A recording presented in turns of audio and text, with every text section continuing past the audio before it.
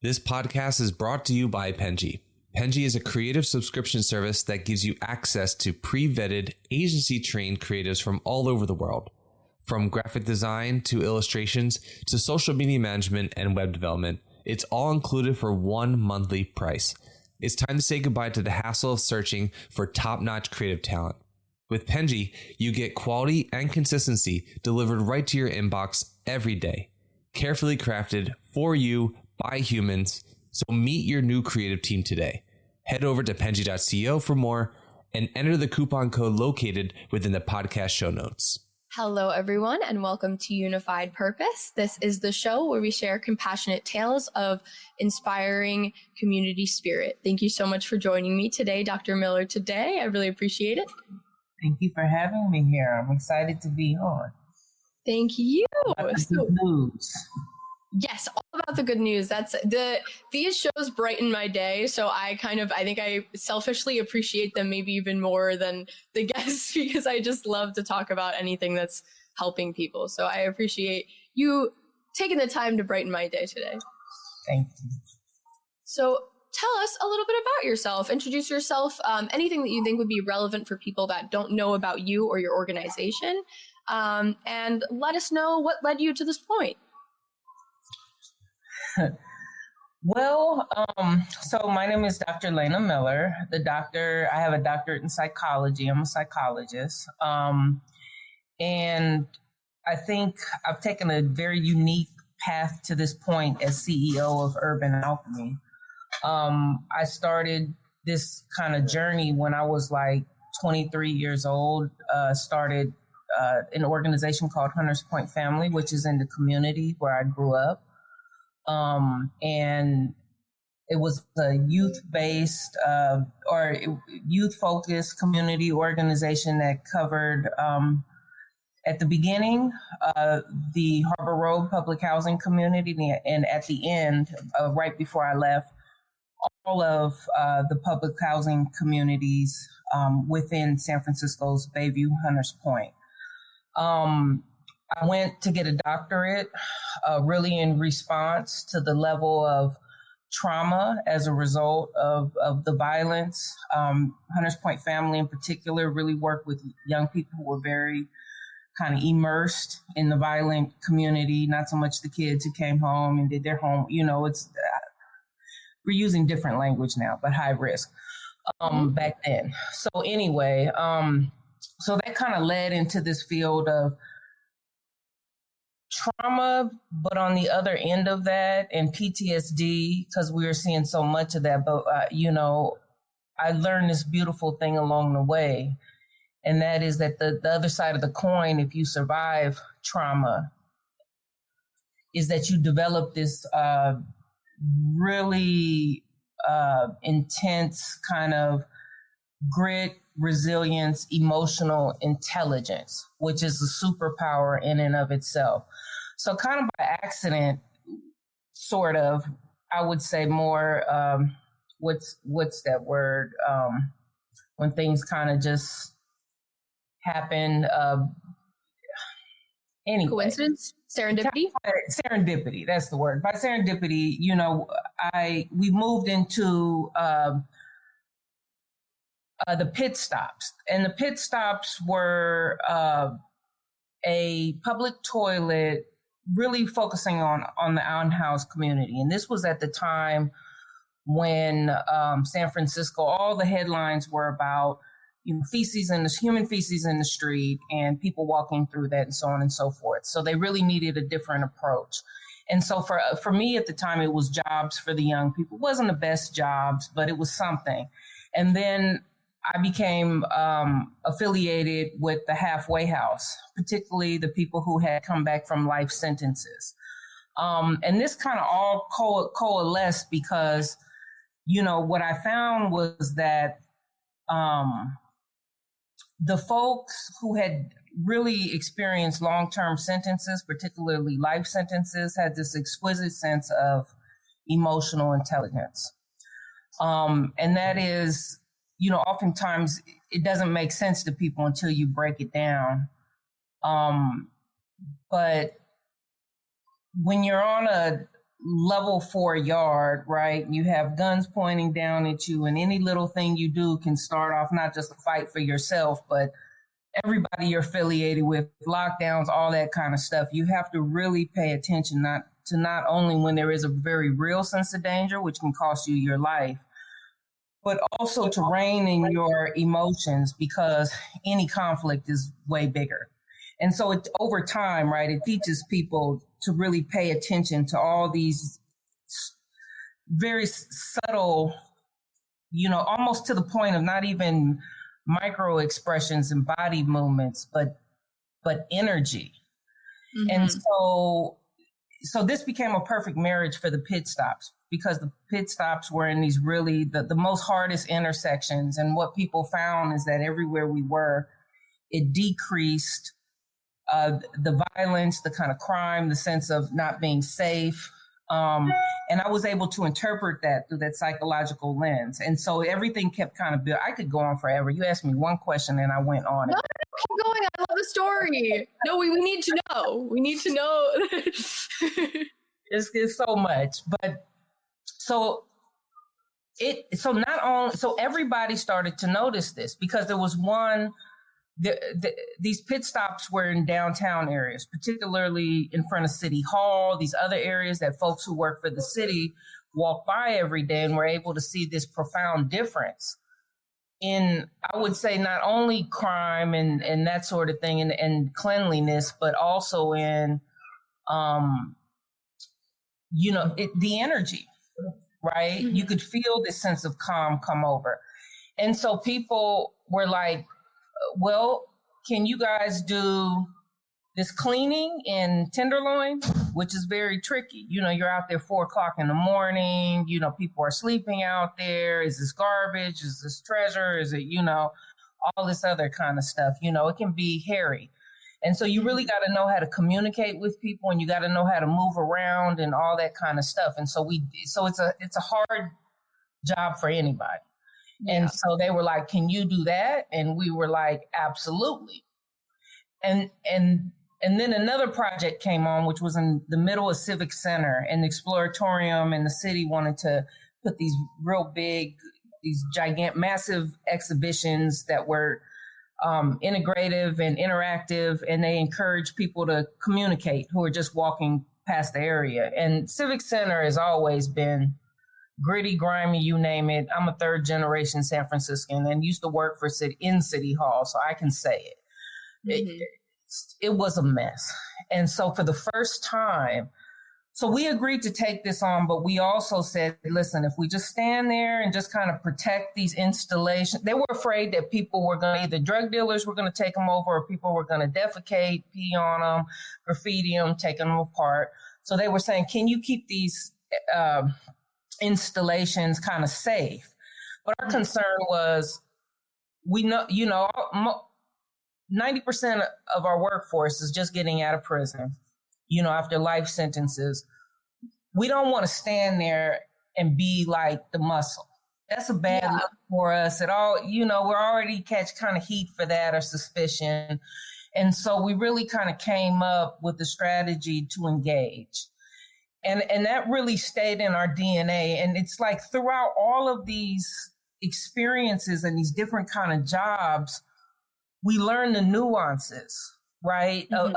of the most effective way to engage with people, the trauma that we were seeing on the street, how we had to marry those things, the kind of perceptions from people outside, the homeless advocates, all these different things. And I think what's unique about Urban Alchemy and why we've grown so much and so fast is because we are fascinated and so excited about this work. And I think we all approach it like scientists or people, like the IT people who are developing the next AI. For us, social services is like that. For us, healing our people is like that. And transformation, right? We're true alchemists of the human spirit. And so so we pay attention, and, anyway, I'll be quiet. You got me going. See, I told No, don't be quiet. And you are the guest. This is the point. But I see you still want to gotta ask me questions. Listen. Yeah, no, but I completely understand the lens in which you're looking at this, because I see a similar problem in Philadelphia, which is where I live, and the fact that I've worked with vulnerable individuals coming back into the workforce, as well as unhoused individuals, as well as former veterans, and there's so many. It feels like almost sometimes the world is giving up on them, and I think that sometimes they see that perspective, and because of how much trauma that sometimes they've been burdened with, but to be able to move into a leadership role or be able to even start at a position that they thought that they could never achieve after having the experience that they had is truly empowering. Yeah, I mean, if I'm being honest, the world has given up on them along 40 or 50 years ago. That's what I see. I just told you my background. I came from a youth development background. I wasn't one of these people who are in the homeless milieu and all stuck into politics. It was shocking to me. Yeah. And as a matter of fact, I truly believe it's one of the reasons our organization has taken so much of a beating, because we didn't come up through that milieu and those politics. We didn't understand them. It's so heavy and so deep. I was just coming at it from a point of view of a community. Is it okay to cuss on this podcast? Yeah, you're good. We're not here to get monetized. A community that's been shitted on more than any community in the whole United States, having lived through the trauma of that, the Tenderloin being part of my history and my family's history. I got folks out there now, and just, I know how to make this better, okay. So it kind of took a weird route, but it's picking it up, because I remember we've been in the belly of the beast. So this is like, it's hard, but it's not as hard as what we've been dealing with. And everything is successful. We didn't ask anyone's permission. And so what I'm trying to say is, I didn't come to the homelessness space with a particular lens of that has been in there. So what I see is neglect and stagnation, and 50 years, it's a charitable model, what I call it. Be happy with what I give you. Beggars can't be choosers. And what I see all in every other, I'm sitting here in San Francisco with the DNA of all the technology that's being created, watching this stuff happen. I engage with these folks. Right, the billionaires who start the companies, I have to engage with on a certain level because of philanthropy and press and all this other kind of stuff, and the workers on a day-to-day basis. So I can pick up the energy, right? And I see like there's so much energy and enthusiasm and all these things about AI and whatever IT is coming through, right? People are making a lot of money, so I get it. But where's the enthusiasm for helping people? Haven't just graduated. Like, I know what the studies are saying, and this stuff is not rocket science to solve. We know how to solve it. It's like it's already there, but because there's no financial incentive or whatever, it's like we're not really trying. So we're doing all these things that I know as a psychologist work, and implementing them with the little pieces that we get that we can cobble together. And you see it just taking off and being super successful all around the country. And yes, we're all geniuses and we have an edge because of people's experiences, but also this information is out there for everybody. We could all be doing so much of a better job in helping people. We really can. So yeah, it's frustrating to see sometimes that there's a very clear solution to something that people just don't want to invest time and money into a lot of the time. And that's why it feels like the world has given up on so many issues, because if we just put time and money and effort into something that would be towards helping people rather than like as a whole, like the world would be a better place. But unfortunately, that's not what happens in practice all the time. So it's wonderful when we have organizations like you that are doing exactly that, because there's not enough of that, especially in the world, but especially in the country. This is true. But I'm hoping the reason why you see I'm so passionate about it is that I'm hoping that I'll awaken something in people where they'll be like, that's right. Because how much money, at a certain point, how much money or the power that, all these things that why people chase certain things, right? This is going to give me, I think some people are motivated by the possibilities of AI or whatever, some people get really into that. But I think a lot of people are chasing money and power, right? And so it's like when you realize that by being in tune with spirit and really being able to move and shape things on a bigger scale, right? So I'm not even talking about little stuff. I helped somebody today. I bought that man a meal and put a smile on his face. Oh, I'm not talking about that. I'm talking about the scale that we do. Like you realize like you have enough to live and the power and the influence and the way that you feel, like you can't exchange that for money anyway, which tends to start removing you further and further from the human experience and making people feel this kind of sense of, how valuable is my life? Am I doing anything important for the world? Things like that. Sorry, the window's open. Can you hear that noise? Yeah, a little bit, but it's not, I can still hear you, so don't worry about it. I can close it. The message I'm trying to get across is this. It is doable.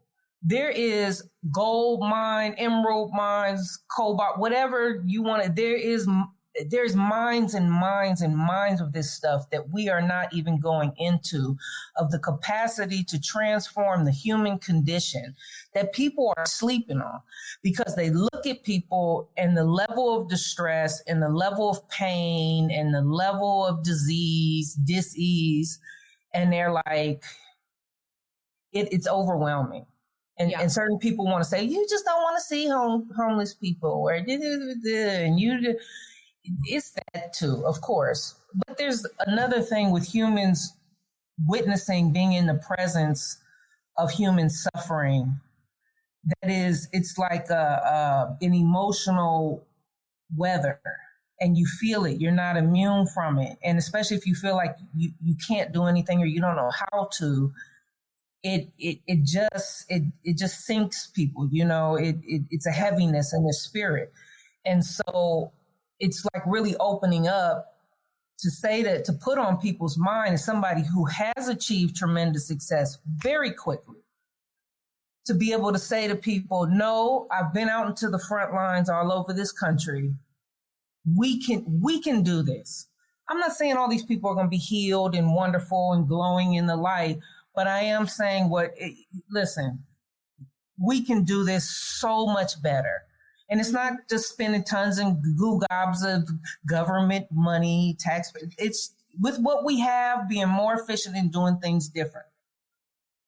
Can you speak more about what you're doing currently? So like what kind of programs see this effect? Like what, like you've been able to reduce crime in some areas by like 50%, which is incredible. And so many people say they want to see that, but maybe don't see how or the best way, or don't want to put the effort into it. I'd love to hear like what do you see? So, okay, with the community-based public safety models, that's what they're called, right? So it's like, just to be clear. So there's a few kind of different models. There's this, what they call community violence intervention, which is kind of stuff dealing with gang, ongoing, violence and stuff like that. That's not what we do. Mm-hmm. What we deal with is, I would say, dysregulation on the streets, right? And so it's kind of downtown. It could be unhoused people. It could be just mentally ill people who do have housing but are out there. It could be somebody who is neither but is having a breakdown and just overwhelmed by whatever is going on. And so it's kind of to say where you have these heavy concentrations of mental illness and people struggling, to have other kind of community people who can be patient with them, who can understand, who won't be afraid, who feel confident enough to handle it, to be able to take the time to spend with folks. So you don't have to call the police. So you don't have to escalate a situation, because for a lot of folks, that triggers them more, right? That brings an anxiety versus somebody who has spent 30 years on a level 4 yard, right? And has had to spend time kind of anticipating who's the real threat, what could, who's moving how, what's really going to happen, all those kinds of things, who can look at a person and say, is this a person who is acting offensively as a defensive position, or is this a person who's a real threat? And if it's a real threat, we call the police. They know that too, right? And so, but if it's not, this is a conversation. Yeah. This is a conversation. This is an energy that you bring to a person that's, and you just, hey, how you doing today? Let me talk to you. Sometimes people have offered, it's been on the news, with people totally twisted. I got a cigarette. Would you like one? And that's a cup of coffee. Can I get you some water? A meal? So all these things are about starting to bring it down, connect with people. What do you need right now? So that's kind of the energy behind that. And then also, I think it's a presence, right? So this is kind of the point that Dr. Forrest Stewart and from Stanford University, they came in and did a study, which is what you were referring to about the drop in crime. Mm-hmm. And he started noticing and naming what he was seeing. And it's like having a steady presence, right? Having a steady presence of a person you see every day, that everyone seems to know, that understands the flow, that's keeping an eye on the street, is really a big part of the success of that. It creates kind of this web of people who know each other, and safety, and someone has got my back. And so he was telling me that came from an idea from Jane Jacobs, from a book in the 60s or something called The Rise and Fall of Great. Anyway, this is something that all these sociologists, city nerds, so he was saying, this is what you're doing, right? And so that's kind of that's the idea behind it. And what you heard me say is that there's research to support not only this aspect, but you heard me talk about so many other aspects of emotional intelligence. You can go down rabbit holes and all of those kinds of things. People who, if you look at the people we serve, some people say, oh, Urban Alchemy, you can't trust them. They hire criminals, sometimes even murderers. Okay, but just like the vaccine works, okay? So when you have people who've gone through this process to really have to deal with what is the reality of taking another person's life, right? Most of these guys are in their early teens, early 20s when this has happened. So, the brain transforms, men are super impulsive, particularly young men. I'm not excusing any of it. I'm saying as humanity, we know these things, right? And so you have decades in prison, and in order to get out, when you have a life sentence, you have to go before a board, which, they're all in law enforcement, and they go through every single aspect of everything, and they're looking for things that you've done to improve yourself, your life, classes you've taken, on and on and on, and how you reason about your situation, that you take accountability. Anyway, so what I'm saying is, you've had men who've done so much work on themselves, right? And had to deal with the reality of what happens when you pop off, as opposed to learning how to life is real.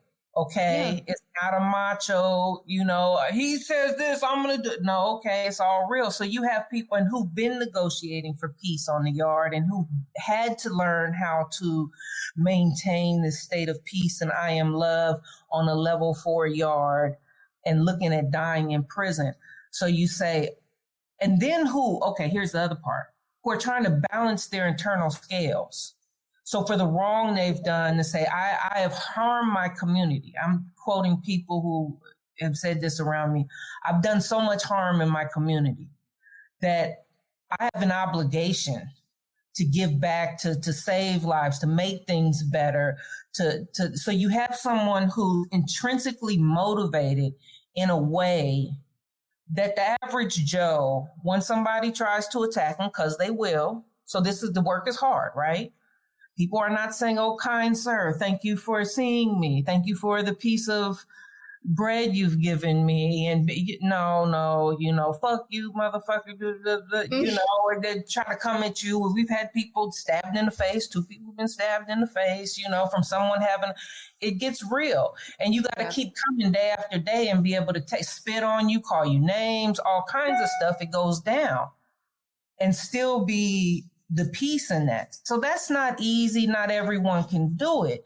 But as a society, we can recognize what's going on and create more opportunities for the people who are doing it and doing it very well, and stop, beating us up constantly in the press for being criminal. I mean, that's one way people can help, but anyway, I digress. Yeah, no, because I love the not only seeing potential in individuals that have learned so much from being in the system, and the fact that they have this wonderful capability to be able to talk to other people that have gone through or might go through the same things that they have. Whereas a lot of times I think there's a lot of people, and it's lovely. Anyone that can help is always lovely. But I think that a lot of times when someone who has never been in an experience similar to that, they have a really hard time not only coping with what they hear or what they see or what they experience, but also that the person that they might be trying to help might not be as receptive to them because they don't see them as like an equal or someone that has gone through something even close to what they've experienced. So it's an even better group of people to be able to do this kind of work, to be able to help, because it's relatable to the people they're helping. Yeah, and it's so, yes, to a certain extent, but I don't want to get caught there and say it's all, will they allow themselves to be open to receive? Yeah, I understand. The other part of it is also, yes, that's one part of the equation. The other part of the equation is the person's energy. Do you feel them to trust to be open? Can they even meet you there where they're talking to you in a way that is not triggering to you? You feel that, so there's an art to that, right? Yeah. Just the way that you approach it. Does it feel overly formal or does it feel, familiar and comfortable and safe? And so to even know how to get to that frequency is the experience, right? And so all these things, so it's hard for the average Joe, because if you're driven by, I just want to help somebody, I want to feel like I'm doing some good, and people treat you shitty all the time, or you have these, you may have a few good experiences, but it gets really hard and there's some really traumatic things happening and you haven't really seen any truth. It can be like, okay, this is too much and it doesn't pay good anyway. So that's why I'm saying it's not easy work to do, but thank God we have this huge population around the country that nobody else wants to employ. And I'm not saying we employ everybody, okay? We do not. We do have we have a certain criteria, right? And we do vet people, and did they go, all of that. But even so, if you take out the group that you still got hundreds of thousands, millions of people who have developed this skill at a sheer necessity and survival, right? And had these experiences that, and it's like, guess what? You got the lottery tickets now. You kind of developed this skill. We give you training, we give you support, structure, constant feedback, all these things to really kind of take whatever basics, shine it up, and then make sure you're exercising it out in the community and monitoring, you know, making sure it's right. We have a whole apparatus to do that for these people who would otherwise just be a drain on the system, their families who would be supporting them, more disappointment in the community, all these kinds of things, as opposed to coming back to the community in a way that everybody knows you. You're the one that makes people feel safe. I feel, you know, I have a job. I buy my own car. I'm paying my rent. I'm buying a house. All these things that make me feel like a contributing citizen, a part of, you know, hopeful about the future. You know, it's like it's a win-win-win-win-win. Yeah. So, It gives it's an opportunity to be able to have maybe a more sustainable life coming back in, but also to be able to help in whatever way you can. Well, I'd say even more than that, not whatever way you can. Like, we got a way you can help, for sure. Yeah. And it requires, and you see, you know, as when we train, we're constantly talking about, you know, and our 7 values: compassion, love, self-respect, integrity, you know, like self-care, self-love, you know, because, and our name is Urban Alchemy. If you understand anything about alchemy, you understand that you can't play with these things. These are not buzzwords. They're not just like, this is, if you want to walk through the fire and not get burned, there's a certain ethos that you have to hold on to, which is the ethos of righteousness, right? Like, if you want things to go right with somebody, start with respect. Nobody responds to disrespect. No one, you know, meet people in that soft, gushy place, because if you mean right by a person, you know what I mean? It's all good anyway. You don't have to kind of come with all that ugliness. Meet them where they're at. You know, not with judgment or any kind of, you know, preconceived notions, shame, anything like that. And even if they are in a bad place and stuff, then that's when you bring in compassion, right? Mm-hmm. And that's when you bring, it's like you constantly have to reinforce with the next wave and the next wave and the next wave. And this is hard to do. Most of us, somebody walk by us and spit in our face just because they're having a bad day, we're going to not be compassionate. It's hard to meet that. It's hard to meet someone that may appear combative or is combative with compassion. But it's something that, especially like the practitioners that you have are like, they have faced before. So it's like something that might come more naturally to them than someone else. It's a muscle. It's a muscle that they exercise because they have a motivation to do so, a very strong motivation to do so. So I say it like that to say we can all do these things, right? But it's most people, why would you? You know, it's uncomfortable. It takes a lot of time. You got to go through a lot of mental stuff. You know, you're going to go through trauma to get to the point, you know, where you're skilled and can shift like that, can always turn it on, can, you know, your neutral is compassion, love, all these things. Like it's rough, but, you know, being in prison for decades, that's another kind of mental, you know, solitary confinement, you know. Louis Hammonds, who's the, you know, one of the creators of our community-based public safety, did 13 years in solitary confinement. And you talk to him, you like, that guy, people from City Hall and different places, they would say, oh, I met one of your guys at the pit stop by City Hall. He's so wonderful. He did time. I'm like, yeah, 30-something years. No, he's such a nice.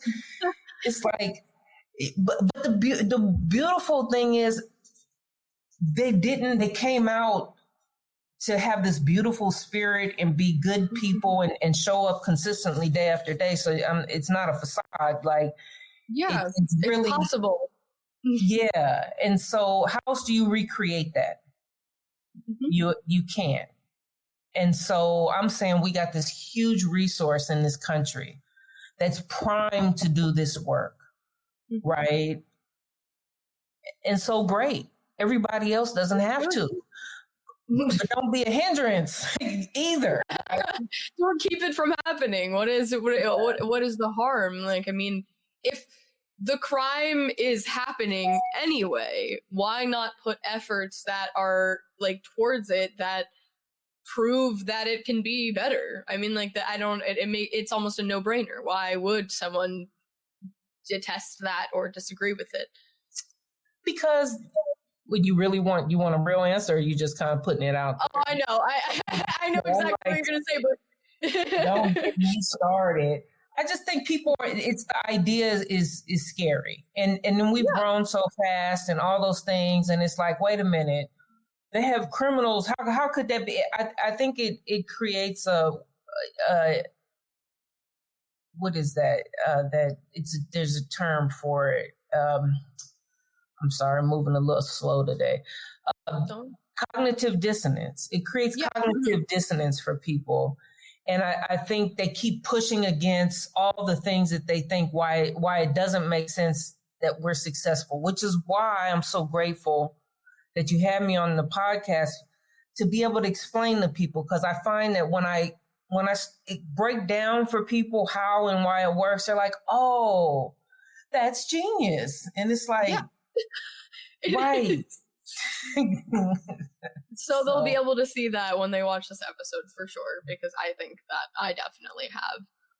I want to end on, I think all of this was honestly positive, but I want to end on a very positive note. So what I want to ask you is, what do you hope to see for the future, whether for your organization or in general? What I hope to see in the future is a revolution with all the hype and all the resources and all the other stuff like we've seen for AI be put into social services or social infrastructure. I can tell you, as someone who has been there in the trenches, meaning in graduate school at a doctoral level in psychology, we know how to fix all this shit. Okay? There's evidence, there's proof.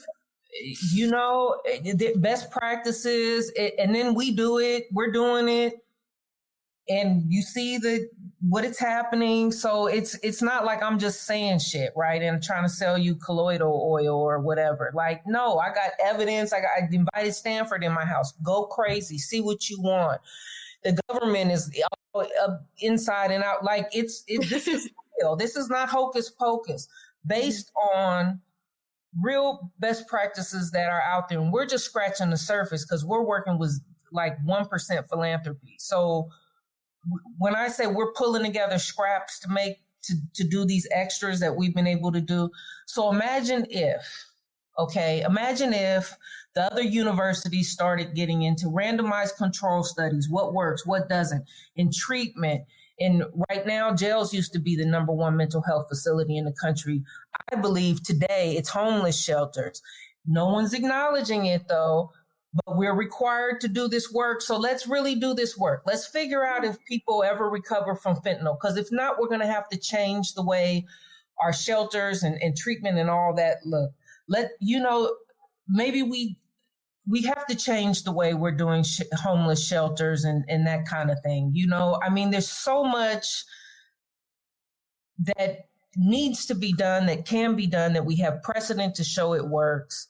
And what I want to do, what I would love to see is just all the energy and enthusiasm and all that stuff put into this work, not only because it brings people satisfaction, but if you look at how much the billions of dollars that have been poured into emergency services, shelter, homelessness, police, all of that to deal with the dis-ease of this problem.